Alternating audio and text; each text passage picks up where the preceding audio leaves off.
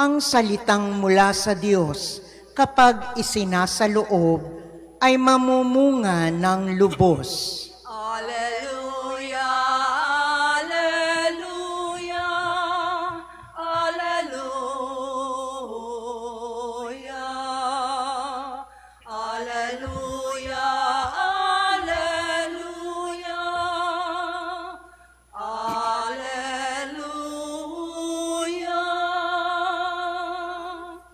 Sumainyo ang Panginoon. At sumaiyo rin. Ang mabuting balita ng Panginoon ayon kay San Lucas. Papuri sa iyo, Panginoon. Noong panahong iyon, dating ang mga taong nanggagaling sa mga bayan-bayan at lumalapit kay Jesus. Nang natitipon na ang napakaraming tao, isinalaysay niya ang talinghagang ito. May isang taong lumabas para maghasik ng binhi. Sa kanyang paghahasik, may binhing nalaglag sa daan at nayapakan, at ang mga ito'y tinuka ng mga ibon. May nalaglag sa kabatuhan at pagtubo ay natuyo dahil sa kawalan ng halumignig. May nalaglag naman sa dawagan. Lumago ang dawag at ininis ang mga binhing tumubo. Ang iba'y nalaglag sa matabang lupa, tumubo at namunga ng tig-100 butil, at malakas niyang idinugtong, makinig ang may pandinig. Itinanong ng mga alagad kung ano ang kahulugan ng talinghagang ito. Sumagot si Jesus, sa inyo'y ipinagkaloob na malaman ang mga lihim tungkol sa paghahari ng Diyos. Ngunit sa iba'y sa pamamagitan ng mga talinghaga, upang tumingin man sila'y hindi makakita at makinig man sila'y di makaunawa. Ito ang kahulugan ng talinghaga. Ang binhi ay ang salita ng Diyos. Ang mga binhing nalaglag sa tabi ng daan ay ang mga nakinig. Ngunit dumating ang dyablo at inalis sa kanilang puso ang salita upang hindi sila manalig at maligtas. Ang mga nalaglag sa kabatuhan ay ang mga nakinig ng salita at tumanggap nito ng may galak, ngunit hindi ito tumimo sa kanilang puso. Naniwala silang sandali, subalit sa panahon ng pagsubok ay tumitiwalag agad. Ang mga nahasik naman sa dawagan ay ang mga nakinig, ngunit ng malaon ay nadaig ng mga alalahanin sa buhay at ng pagkahumaling sa kayamanan at kalayawan. Kaya't hindi nahinog ang kanilang mga bunga. Ang mga nahasik naman sa matabang lupay, ang mga nakinig ng salita.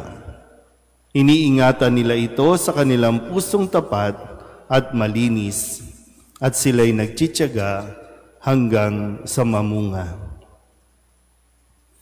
Ang mabuting balita ng Panginoon. Pinupuri ka namin, Panginoong Hesukristo. Isang magandang umaga po sa inyong lahat.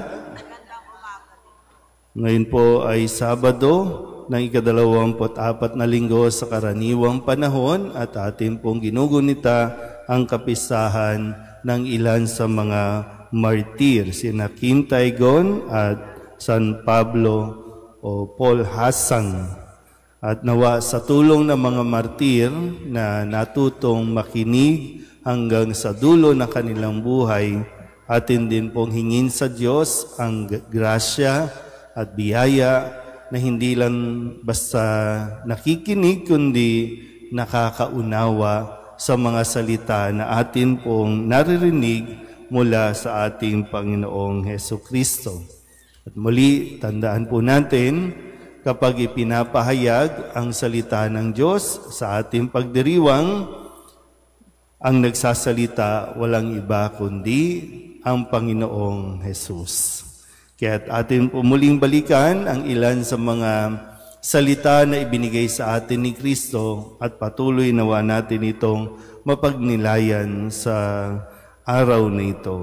Noong Lunes, sa pagdiriwang po ng kapistahan ng kapanganakan ng Mahal na Birhen, atin pong narinig ang pagtatagubili ni Jesus sa kanyang ina, sa kanyang alagad, at ganun din sa alagad na minamahal ni Jesus. At ang sinabi, mula noon, siya'y pinatira ng alagad na ito sa kanyang bahay.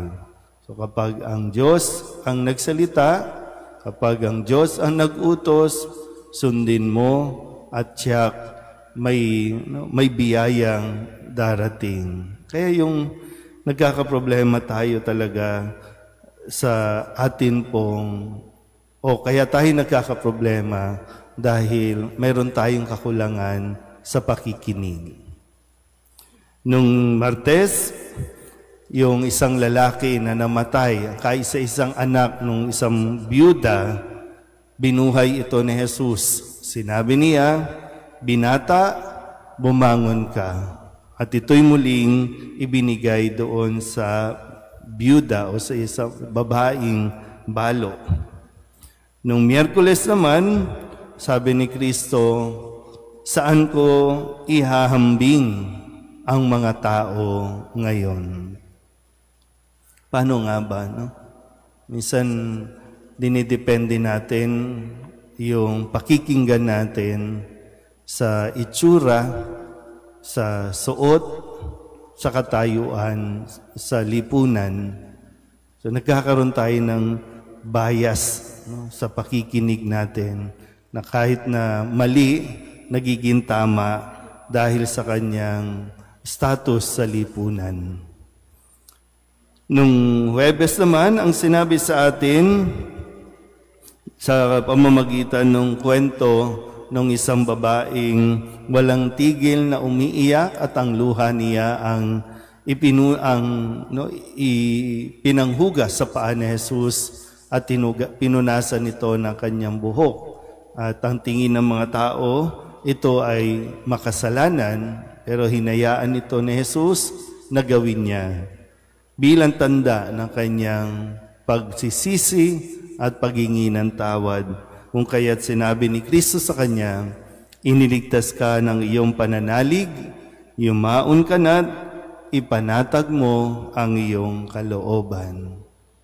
Diba, masarap pakinggan po yung assurance, no, na nanggagaling kay Kristo, na kung ano man ang atin pong pinagdaraanan, pakinggan mo lang si Kristo. At pag sinabi ni Kristo, ipanatag mo ang iyong kalooban, ipanatag mo. Minsan di natin kontrolado talaga ang buhay, di natin kontrolado ang mga mangyayari sa buhay natin. Pero wala din naman kasing magagawa kung pangungunahan natin ng Diyos. Wala rin namang magagawang mabuti kung magmamarunong tayo. Kumalma lang at ipanatag ang kalooban. Kahapon, pinakilala sa atin ang role ng mga kababaihan sa misyon ng ating Panginoong Hesukristo na magpahayag ng mabuting balita at kapatawaran ng mga kasalanan. At sinabing, ang ari-arian nila ang kanilang itinustos sa pangangailangan ni Jesus at ng kanyang mga alagad. So may bahagi na ginagampanan maging ang mga kababaihan. Hindi lang yung mga apostol, kundi mayroon ding mga naglilingkod na tinatawag din mga alagad ni Kristo. At ngayon, matapos nga natin na marinig ang lahat ng ito, ano na nga ba? Ano ba wala ngayon? Naalala niyo pa ba yung Lunes? Kaka-review ko lang. Yan, ganyan, di ba? Naalala niyo ba yung kahapon? Naalala niyo ba nung Miyerkules? Yan. Kasi di ba, sabi nga ni Kristo, ang binhi ay ang salita ng Diyos. O binigay, binato na. Ito tayo, iba't ibang uri ng mga nakikinig. Napakinggan, pero sa isang iglap lang, ano nga bang sinabi ni Jesus kanina? Ano ba, may sakit na ba talaga tayo? O normal na sa atin ang magbingi-bingihan? Kaya sabi ni Kristo, di ba? Makinig ang may pandinig. May problema ba tayo sa nakikinig? Pero sadya, no, di ba? Kaya magulo ang lipunan natin kasi may problema tayo sa pakikinig. Kapag pinagsisigawan, may sumisigaw na nga tayo, di ba? Huwag magnanakaw. Huwag sa magnanakaw. Nakinig ba tayo? Hindi. Kaya ito ngayon. Hindi lang 1,000, bilyon ang ninanakaw. Nakinig ba tayo? Hindi din. Iba nga, wala akong pakialam dyan. Ba't di ka ba apektado? Pag sinabi mong, ayokong makialam dyan, di ka ba apektado? Iba naman, wala lang talaga, di ba? Ang bilis mawala ng salita ng Diyos sa buhay natin, na para bang gaganda ang buhay natin kapag hindi tayo nakinig kay Kristo. Tandaan nyo, sabi sa una, ang demonyo ayaw niya tayong maligtas. Kaya kapag binabato ang salita ng Diyos, kailangan mo din naman talagang pangalagaan ito. Huwag mong hayaang mahablot ito ng demonyo. Huwag mong hayaang mawala ito at matabunan ng mga alalahanin natin sa buhay.